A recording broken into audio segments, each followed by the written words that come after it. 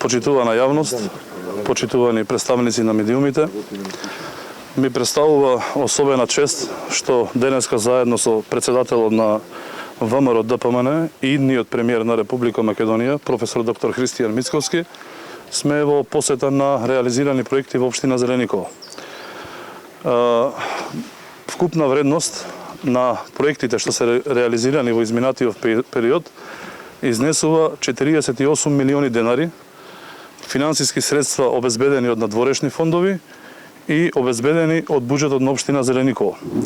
Се работи за проекти реконструкција на улица во Орешани, реконструкција на улица во Ново село, реконструкција на главната локална улица од Орешани до Зелениково, тампонирање на пристапен пат до земјоделско земјиште за полесен пристап на земјоделците, тампонирање на најлошиот дел од патот за Тисовица во должина од 3 км, тампонирање на патот за Гумалево во должина од 2,5 км. Набавени се и поставени нови 7 автобуски постојки каде што е вклучена во нив инклузија.